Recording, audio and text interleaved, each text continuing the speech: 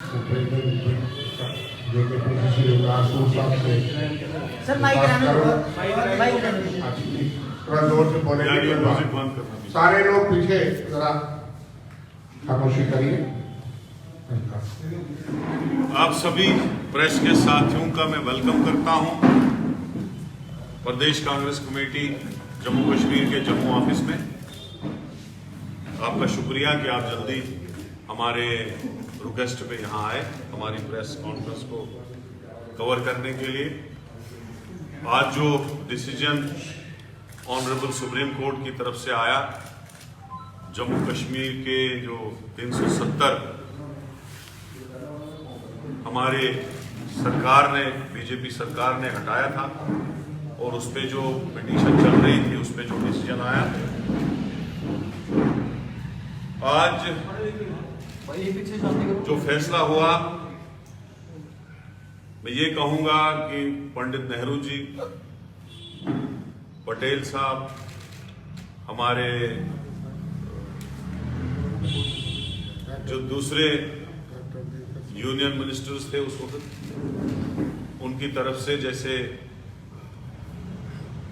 Supreme court ने कहा कि वार टाइम में दिया गया था, तो मैं ये कहूंगा कि हम फख्र से कहते हैं कि 370 कांग्रेस की तरफ से दिया गया था और बीजेपी की एक लॉन्ग स्ट्रेटजी रही कि इसको हटाया जाए। अब जब वो हुकूमत में आए तो उन्होंने हटा दिया, लेकिन एक चीज का हमें दुख है, जो एक्सपेक्टेशन लोगों को थी कि हमारी लैंड जो है वो सेफ रहे और हमारे जॉब्स की प्रोटेक्शन का मिले, वो उसके लिए हम कांग्रेस पार्टी की तरफ से आगे एक लंबी स्ट्रगल जो है लड़ते रहेंगे, ताकि जम्मू कश्मीर के लोगों का जॉब, नौकरियां और जमीन जो यहाँ की है वो प्रोटेक्ट रहे। हमें यकीन है और उम्मीद है कि आगे जो पार्लियामेंट के इलेक्शन होंगे, इंडिया अलायंस की सरकार बनेगी और हमारी पूरी प्रयास होगा कि जॉब और जमीन की जो है प्रोटेक्शन वो रहे। इसके बाद हमने बहुत लंबी लड़ाई लड़ी कि यहां पे जो 10वां साल चढ़ गया, इलेक्शन नहीं हुए थे और अभी तो छोटे छोटे इलेक्शन जो हमारी स्टेट में होते थे वो भी भारतीय जनता पार्टी ने खत्म कर दिए। उसके लिए हमने कुछ दिन पहले ऑल पार्टीज की तरफ से एक बहुत बड़ा प्रोटेस्ट भी किया था, जिसमें एक मेरी लंबी चौड़ी स्पीच भी रही थी।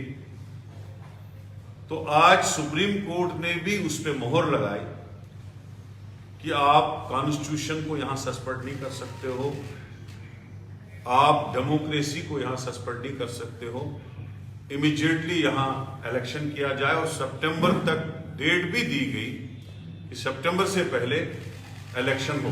उस डिसीजन का हम वेलकम करते हैं, लेकिन जो लोग हमारे उस प्रोटेस्ट को, जो हमने पिछले सालों से किया, यहाँ इलेक्शन हो, यहाँ डेमोक्रेसी को बहाल किया जाए, जो उसका मजाक उड़ा रहे थे, उनको आज सुप्रीम कोर्ट की तरफ से करारा जवाब मिल गया। तीसरा, जहां तक रेस्टोरेशन ऑफ स्टेटहुड का ताल्लुक है, हमारी पार्टी चाहती है और हमारी स्ट्रगल भी रहेगी कि असेंबली इलेक्शन से पहले government of India on the direction of supreme court of honourable supreme court of India election से पहले इमीडिएटली पहले स्टेट को रेस्टोर करे, उसके बाद इलेक्शन में जाए, ये हमारी डिमांड है। तो इसी के साथ और भी जो इश्यूज उभर के आए हैं, उन पे जो कांग्रेस का स्टैंड रहा है, जैसे हमने CWC में एक क्लियर स्टैंड लिया था कि हमारा क्या स्टैंड है, कांग्रेस क्या चाहती है। कांग्रेस ने कहा था कि ये अनडेमोक्रेटिक जो है डिसीजन लिया गया है, उस वक्त लोगों को पूछने के बगैर, लोकल पार्टीज को कॉन्फ्रेंस में लेने के बगैर। तो उस पे जो है हमारे chief spokesperson Ravinder Sharma ji बाकी ब्रीफ करेंगे कि कांग्रेस का स्टैंड क्या रहा है और फर्दर क्या स्टैंड हमारा रहेगा। Thank you. देखिए, प्रेसिडेंट साहब ने आपको बता दिया कि एक बहुत बड़ी अहम सुप्रीम कोर्ट ने होल्ड किया है कि non holding of elections in Jammu and Kashmir was unconstitutional and undemocratic. ये बहुत करारा जवाब है उन तमाम चीज़ों का कि इतने साल से 5.5 साल से जहाँ चुनाव नहीं हुए, 370 के खत्म करने से अभी 4.5 साल से ज़्यादा हो गया, और जहाँ चुनाव नहीं हो रहे थे, वो एक रात की बात है कि उन्होंने माना कि ये अनकॉन्स्टिट्यूशनल था और अनडेमोक्रेटिक था, ये होल्ड किया। ये गवर्नमेंट ऑफ इंडिया के लिए एक बहुत करारा जवाब है और ये बहुत ही सिग्निफिकेंट उनकी जजमेंट है इस मामले में। और ये भी कहा कि जल्दी इलेक्शन हो, लेटेस्ट बाई 30 सितंबर 2024।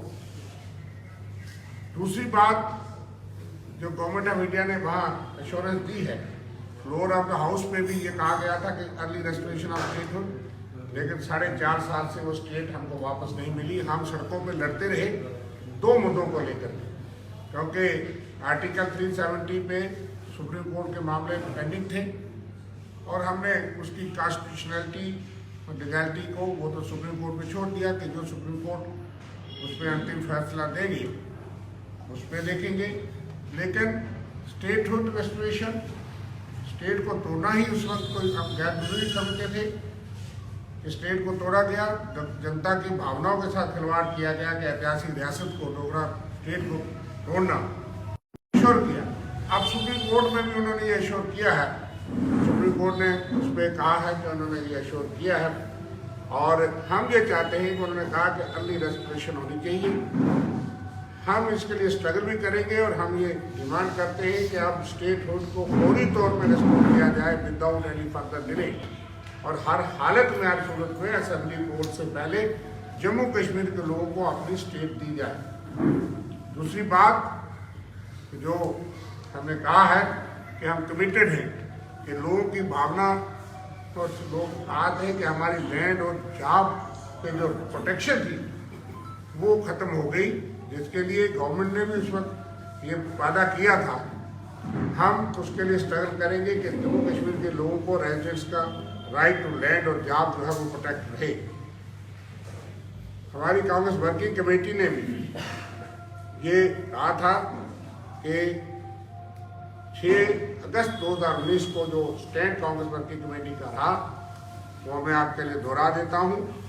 हमने ये कहा था कि ये अनडेमोक्रेटिक तरीका है और उसमें यूनिलैटरली गवर्नमेंट ने ये किया था।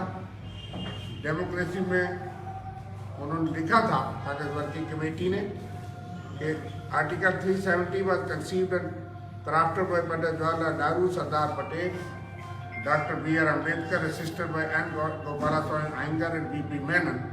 Article 370 is the constitutional recognition of the terms of the instrument of accession between the state of Jammu and Kashmir and India. It deserved to be honored and it was amended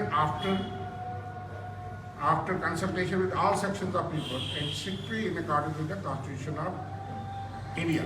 इसलिए इसमें democratic excise जो है हमने कहा था, मैंने constitutionality, इसकी legality वो सुप्रीम कोर्ट फैसला करेगा, हमने कहा था। लेकिन जो तरीकाकार अडाप्ट हुआ वो अनडेमोक्रेटिक था और आज लोग आहत हैं कि हमें स्टेट नहीं मिली, यहाँ इलेक्शन नहीं हो रहे और जहाँ के लैंड और राइट्स जॉब्स के जो है वो उनकी प्रोटेक्शन नहीं रही। इसलिए इन मुद्दों के लिए हमने पहले भी हमारा रेजोल्यूशन है और हमारे 3 रेजोल्यूशन थे कि इमीडिएटली अब आपने जो किया वो पेंडिंग था, लेकिन इलेक्शन तो कराओ, लेकिन 4.5 साल से